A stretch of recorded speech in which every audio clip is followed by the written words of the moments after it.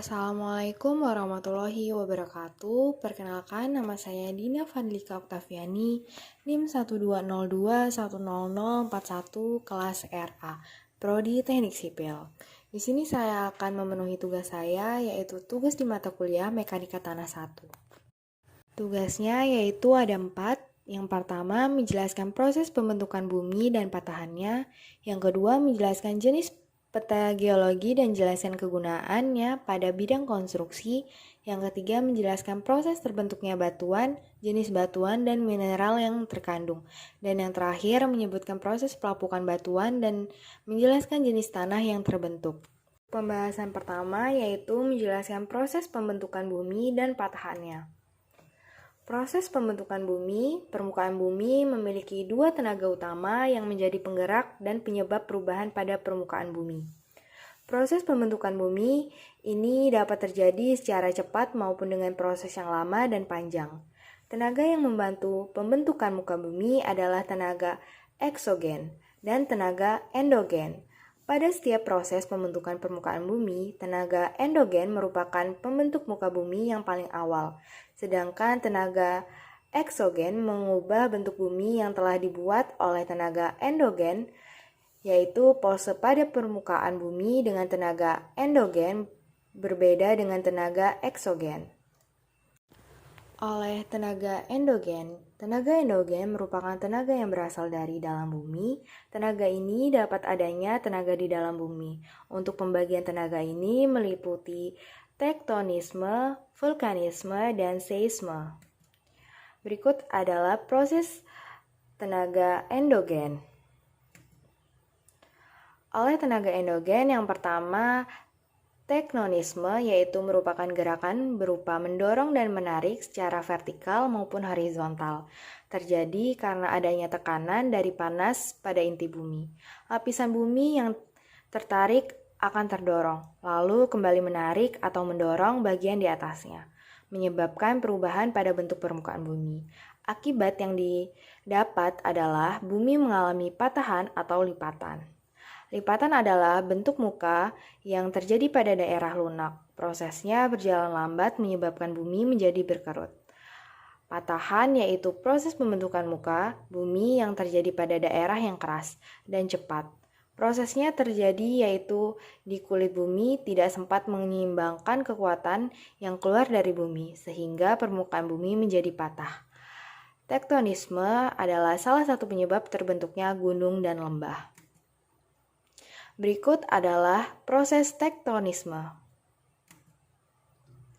Dan ini adalah proses patahannya, di mana sesar naik terjadi saat kerak bumi mengalami tekanan sehingga lempengnya saling bertumbukan. Sesar turun terjadi saat kerak bumi mengalami tarikan ke arah yang berlawanan. Sesar turun berpasangan, lalu sesar mendatar terjadi karena gaya gesekan menyebabkan lempeng bumi saling bergesekan dan bergerak mendatar. Yang B yaitu vulkanisme, merupakan gerakan magma yang ada di dalam bumi. Magma merupakan cairan panas yang berasal dari inti bumi. Karena panas maka magma mendapatkan tekanan dan mencari tempat dengan tekanan lebih rendah. Dan biasanya akan keluar melalui pipa alami yang ada di dalam bumi yang bernama kepuden. Magma yang keluar dari perut bumi akan menjadi larva. Kedalaman dari kanting magma yang menyimpan magma mempengaruhi letusan gunung api. Semakin dalam kantung magma akan semakin besar letusan. Lava yang membeku merupakan kunci pembentukannya. Lava yang keluar dengan letusan yang kecil dan cair akan membentuk dataran tinggi, yaitu plato. Magma yang encer membuat gunung menjadi landai permukaannya dan menyebabkan gunung menjadi semakin runcing pada puncaknya. Vulkanisme merupakan penyebab terbentuknya danau atau kaldera serta dataran tinggi atau plato. Berikut adalah proses vulkanisme, yang memiliki keterangan batoilit, lakoilit, sil, diaterma, intruksi korok, apolisa, pipa kawah, kawah utama, kerucut, dan kawah samping. C, yaitu seisme. Biasanya sering disebut dengan gempa bumi merupakan getaran yang ada akibat proses patahan dan lipatan. Gerakan ini menyebabkan timbulnya gelombang yang menyebabkan bumi bergetar. Terjadi juga karena pergerakan lempeng yang ada di bumi. Seisme merupakan salah satu pembentuk bumi. Pada prosesnya, terdapat menyebabkan munculnya cekungan atau retakan pada permukaan bumi. Gempa bumi yang terjadi di dasar laut dapat menyebabkan tsunami. Gempa bumi juga dapat terjadi akibat aktivitas vulkanik. Sebelumnya, gunung api akan menghasilkan gempa bumi yang kecil tetapi sering terjadi, sehingga saat meletus gempa yang dihasilkan dapat menjadi sangat besar. Berikut proses seisme, yaitu gempa bumi. Sedangkan oleh tenaga eksogen, yaitu tenaga eksogen merupakan tenaga yang berasal dari luar bumi. Tenaga ini mengubah bentuk bumi yang telah dibuat oleh tenaga endogen. Tenaga ini memakai bantuan angin, air, maupun geyser dalam proses pembentukannya. Melalui tenaga ini, proses pembentukan bumi melalui sedimentasi dan erosi. Berikut proses tenaga eksogen. Tenaga eksogen meliputi 3 tahapan, yaitu pelapukan, pengikisan, dan pengendapan. Yang A yaitu sedimentasi, merupakan proses pembentukan muka bumi melalui pengendapan materi-materi sedimen yang berasal dari pelapukan batuan, pelapukan sisa, makhluk hidup maupun pasir. Tenaga yang membawa materi sedimen diantaranya adalah air, angin, maupun geyser. Sedimentasi oleh tenaga air terjadi di sungai dan laut. Pada prosesnya, air membawa materi sedimen kemudian mengendapkannya, yang kemudian akan tercipta daerah baru, seperti pembentukan danau tapal kuda. Terbentuknya danau karena pengendapan materi yang terjadi di suatu sisi sungai, menyebabkan sungai terputus dan membentuk tapal kuda. Sedimen yang terbawa angin dan terendap akan menjadi bukit pasir, sering ditemukan di daerah pantai maupun gurun. Berikut proses sedimentasi. Yang B, erosi, merupakan proses pengikisan terjadi di permukaan bumi. Air, angin, maupun geyser memiliki kekuatan untuk mengikis permukaan bumi. Hasil pengikisan itu yang menjadi materi sedimen. Erosi terdiri dari 4 bagian, yaitu ablasi, pengikisan oleh air, menyebabkan timbulnya gesekan pada tanah atau batuan. Akibatnya tercipta jurang atau air terjun. Semakin kuat aliran pengikisan, semakin cepat terjadi. Materi terkikis akan terbawa air menuju pengendapan materi sedimen. Yang kedua, abrasi, pengikisan oleh air laut, bergantung dengan kekuatan lemahnya gelombang, menyebabkan pengikisan pada pantai.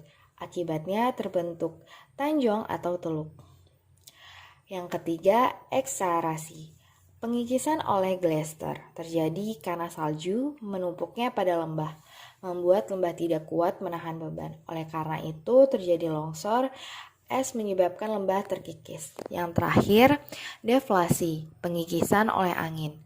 Batuan besar akan terus menerjang diterjang angin membawa materi pasir dan kerikil, yang menyebabkan dapat pengikisan batuan tersebut dan batuan akan lebih tipis.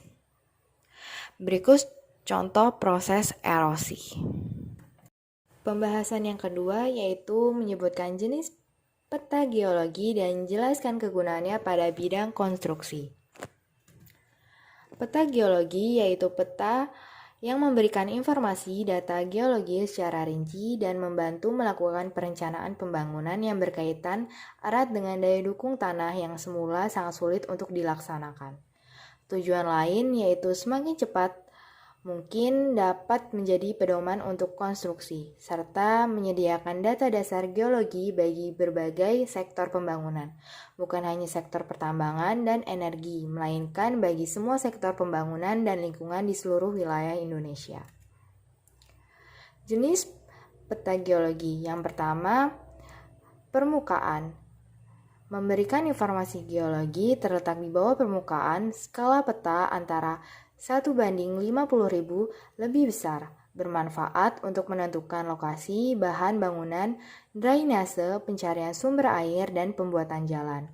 Yang kedua yaitu peta singkapan, berskala besar dan mencantumkan lokasi, ditentukan batuan padat. Dapat memberikan keterangan dari pemboran dan sifat batuan dan kondisi strukturalnya. Digunakan untuk menentukan lokasi kepadatan batuan tertentu. Yang C, peta ikhtisar geologis, memberikan informasi langsung formasi yang tersikap atau eksplorasi terhadap beberapa formasi yang masih tertutup lapisan endapan halosen. D, yaitu peta struktur, peta dengan garis kedalaman yang dikonstruksikan pada permukaan sebuah lapisan tertentu yang berada di bawah permukaan. Yang E, peta isopach, menggambarkan garis yang menghubungkan titik suatu formasi atau lapisan dengan ketebalan yang sama. Peta ini ditentukan konfigurasi struktural. F, yaitu peta fotogeologi, berdasarkan atas interpretasi foto udara, peta ini harus selalu disesuaikan dengan keadaan sebenarnya di lapangan. Yang terakhir yaitu peta hidrogeologi, menunjukkan kondisi tanah pada daerah yang dipetakan dan dapat diketahui lapisan kedap air dan tidak kedap air. Pembahasan yang ketiga yaitu menjelaskan proses terbentuknya batuan, jenis batuan, dan mineral yang terkandung. Batuan, dalam ilmu geologi, batuan adalah bahan penyusun kerak bumi dan merupakan kumpulan dari mineral-mineral yang telah mengkristal. Bagian lapisan bumi yang tidak termasuk bagian batuan adalah tanah. Batuan terbagi menjadi 3, yaitu batuan beku yang merupakan kumpulan mineral, silikat hasil dari pendinginan magma. Lalu ada batuan sedimen, merupakan hasil rombakan dari batuan beku. Kemudian ada batuan metamorf, terbentuk dari batuan induk yang mengalami perubahan tekstur dan komposisi mineral di fase padat usai dari perubahan fisika, tekanan, temperatur, atau keduanya. Siklus batuan. Yang pertama berawal dari magma, batuan cair berbentuk jauh di bawah permukaan bumi yang lalu magma mendinginkan dan membeku. Proses ini yakin mengkristalisasi. Yang kedua, kemudian batuan beku terpapar di permukaan bumi mengalami pelapukan lalu hancur terurai, pengaruh dari cuaca sehari-hari, atmosfer, hot rover, dan biosfer. Yang ketiga, material pelapukan batuan beku berada di permukaan lereng, bergerak karena pengaruh gaya gravitasi sebelum diangkut oleh agen erosi. Contohnya angin, gelombang, dan masih banyak yang lain. Yang keempat yaitu sedimen menumpuk di berbagai lokasi pengendapan, mengalami proses litifikasi merupakan konversi menjadi batuan. Yang kelima, batuan sedimen akan bereaksi pada lingkungan baru dan berubah menjadi jenis ketiga, yakni batuan metamorf. Yang keenam, jika batuan metamorf terpapar tekanan suhu panas yang tinggi, maka akan meleleh kembali menjadi magma.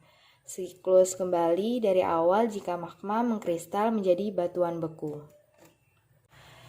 Jenis batuan beku. A. Batuan beku pultonik. Batuan yang terbentuk dari magma yang membentuk jauh di dalam permukaan dan hanya terdiri dari kristal saja. Proses pendinginannya sangat lambat, oleh sebab itu terjadi pengkristalan yang sempurna. Kristal batuan beku dalam ini berukuran besar dan kasar. Kelompok batuan ini yaitu kelompok granit, gabbro, diorit, dan syenit.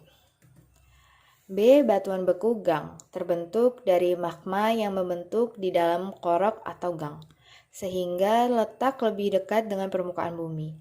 Proses pendinginan magma untuk membentuk batuan beku gang terjadi lebih cepat dengan pengkristalan yang tidak terlalu sempurna. Akibatnya, batuan ini yang memiliki kristal besar, kristal kecil, dan bahkan tidak mengkristal.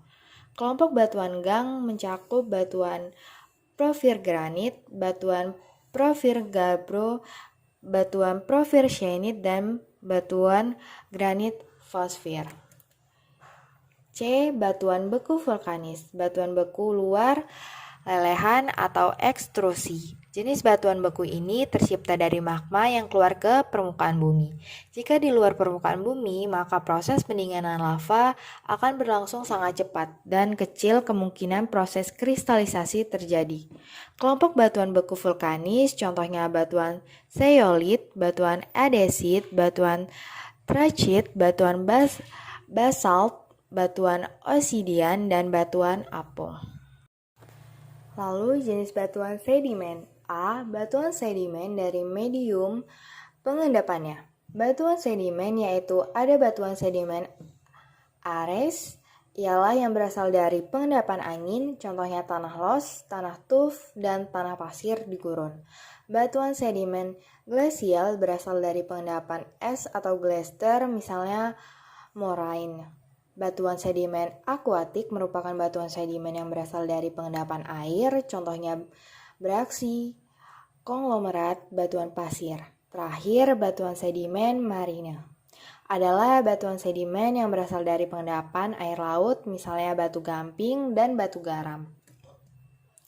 B. Batuan sedimen tempat pengendapannya.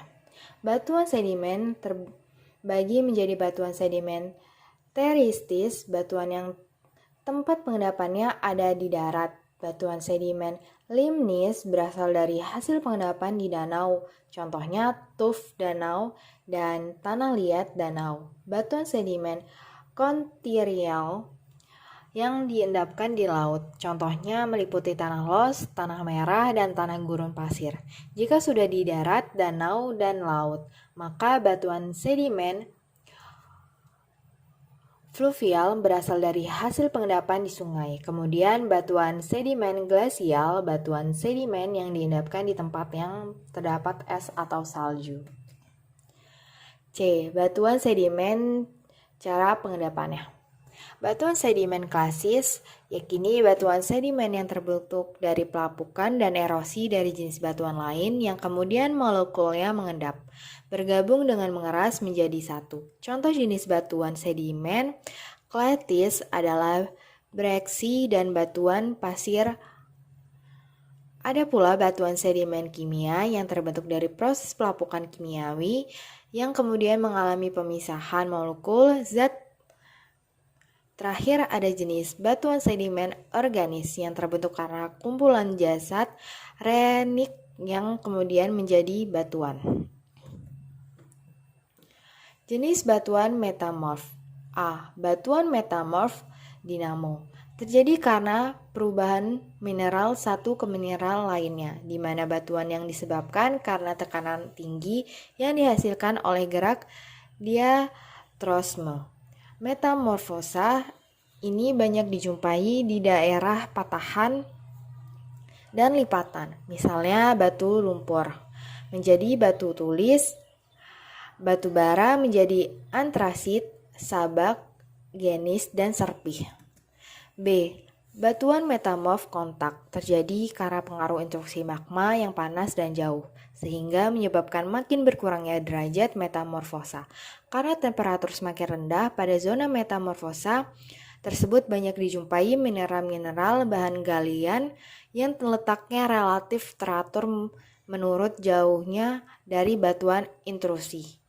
Contoh batuan metamorf kontak adalah marmer dari batu gamping dan antrasit dari batu bara. C. Batuan metamorf pneumatalitis. Batuan metamorf pneumatalitis terbentuk karena pengaruh gas-gas dari magma. Pengaruh gas panas pada mineral batuan menyebabkan perubahan komposisi kimiawi mineral tersebut. Contoh batuan metamorf pneumatalitis kontak adalah kuarsa dengan gas barium berubah menjadi turnalin. Pembahasan yang keempat yaitu pembahasan yang terakhir, yaitu menyebutkan proses pelapukan batuan dan menjelaskan jenis tanah yang terbentuk. Pelapukan merupakan peristiwa hancurnya massa batuan, baik itu secara fisik, kimia, ataupun biologi. Pada proses pelapukan, batuan ini membutuhkan waktu yang lama, di mana setiap proses pelapukan pada umumnya dipengaruhi oleh cuaca, sehingga batuan yang telah mengalami pelapukan akan berubah menjadi tanah. Ada 3 jenis pelapukan, yaitu pelapukan fisik, pelapukan kimiawi, dan pelapukan biologi. Pelapukan fisik yaitu hancur dan lepasnya material batuan tanpa merubah struktur kimiawi batuan tersebut. Proses penghancuran bongkahan batuan menjadi bagian yang lebih kecil. Beberapa faktor yang menyebabkan terjadinya pelapukan fisik, yaitu perbedaan temperatur berpengaruh di mana batuan mengalami proses pemuaian jika temperatur panas mengalami pengecilan volume. Apabila temperatur dingin. Apabila berlangsung dalam jangka waktu yang lama, maka batuan akan terbelah dan pecah menjadi batuan-batuan kecil. Lalu erosi dapat mempengaruhi pelapukan karena air yang membeku di antara batuan volumenya akan membesar dan yang terjadi adalah air akan membuat tekanan yang dapat merusak struktur batuan. Pelapukan kimiawi. Proses pelapukan massa batuan di mana proses susunan kimiawi batuan lapuk ikut mengalami pelapukan.